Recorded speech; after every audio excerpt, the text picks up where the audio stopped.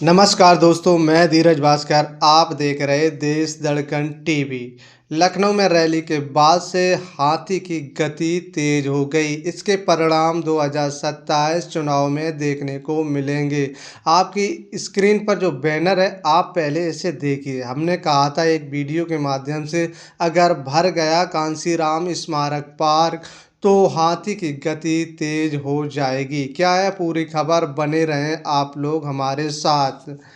2027 विधानसभा चुनाव में दोस्तों परचम लहराने के लिए सभी राजनीतिक दल अपने अपने दमखम पे जुट चुके हैं। सत्ताधारी बीजेपी 2027 में 2017 वाला वादा कर रही है कि जिस प्रकार से हम 2017 में सत्ता में वापसी हुए, उसी प्रकार से हम वापस होंगे। इसके बाद समाजवादी पार्टी 2012 को रिपीट करने का वादा कर रही।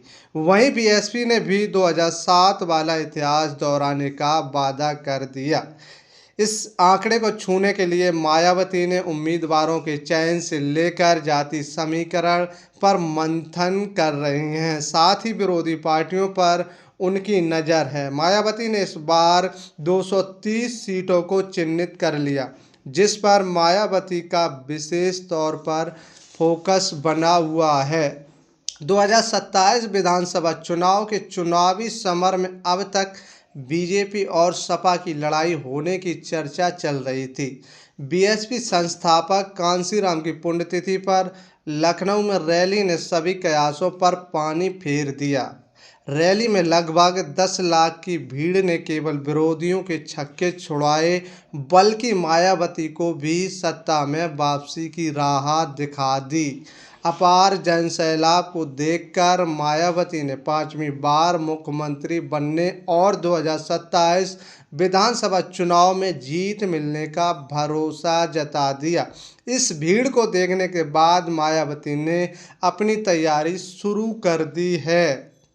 इसी क्रम में रैली के तुरंत बाद मायावती यानी आज 16 अक्टूबर को बेहद महत्वपूर्ण बैठक करने जा रही। स्टेट लेवल पर बैठक होने जा रही। बैठक में स्टेट लेवल के दोस्तों कोऑर्डिनेटर, जिला अध्यक्ष और वामसेप के पदाधिकारी और सभी जिला अधिकारी इस बैठक में मौजूद होंगे। इसके बाद दोस्तों क्या है खबर कि मायावती के बाद से लगभग 100 लोगों से बहन कुमारी मायावती अलग अलग लोगों से मिल चुकी हैं। खास बात यह है कि सभी लोग पार्टी के पदाधिकारी नहीं हैं। इन सभी लोगों से मायावती ने अलग अलग लोगों का इनपुट लिया, यादव, मुस्लिम, जाट, ठाकुर, ब्राह्मण। आखिर इस रैली के बारे में दोस्तों कैसी चर्चाएं कर रहे हैं। मायावती ने इस बार टिकट के मामले में कोई कंप्रोमाइज़ नहीं करने की बात कही। मायावती में बहुत सारे चेंज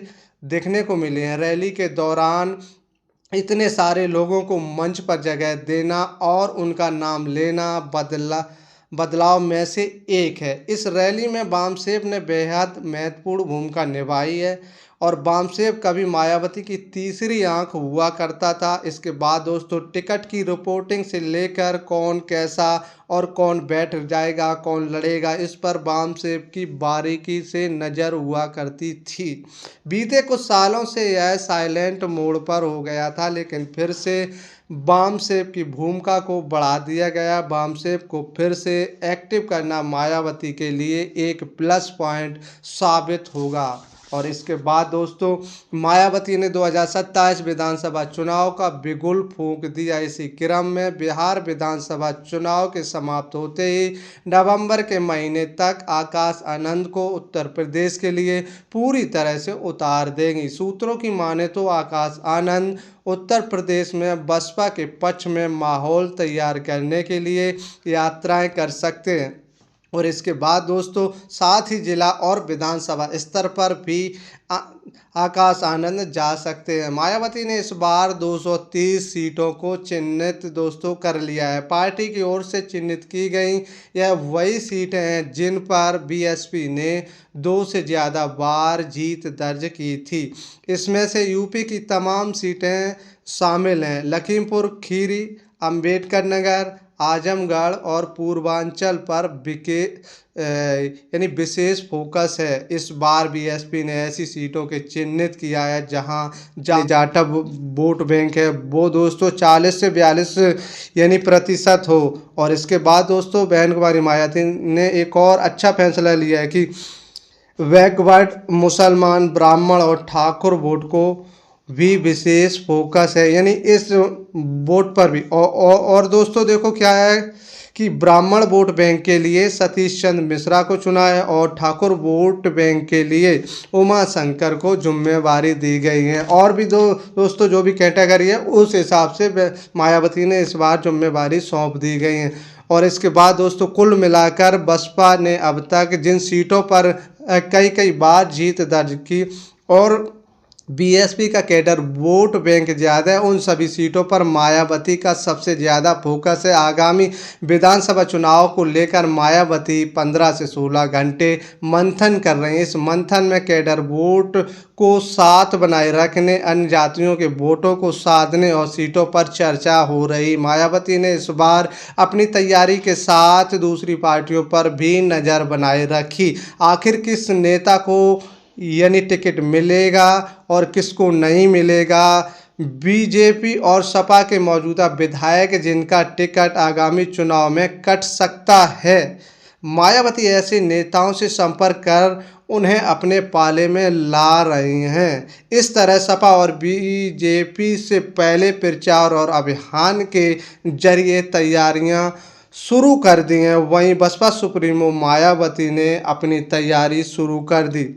हर एक सियासी घटनाक्रम पर अपनी नज़र बनाए हुए हैं और जानकारों की माने तो मायावती ने मंच से चुनाव जीतने के लिए जो भी बात कही है वो ऐसे ही नहीं कही, उसके लिए अंदर खाने से पूरी तैयारी चल रही है। मायावती जो भी कहती हैं वो दोस्तों करके दिखाती हैं। मोदी लहर के चक्कर में जो वोटर बीजेपी के साथ चला गया था उसमें से अधिकतर जो वोट 2024 के चुनाव में इंडिया गठबंधन के साथ गया था, इसलिए ये वोटर जिस ओर हवा चलती है उस ओर यानी खिसक जाता है। मायावती का वोटर सॉलिड है, यानी बीएसपी इस बार उन सभी को जो दोस्तों टिकट होगा उसको देगी और इसके बाद जो दोस्तों जीतने लायक होगा उसको दोस्तों टिकट देंगी। और इसके बाद दोस्तों जैसे कि धनंजय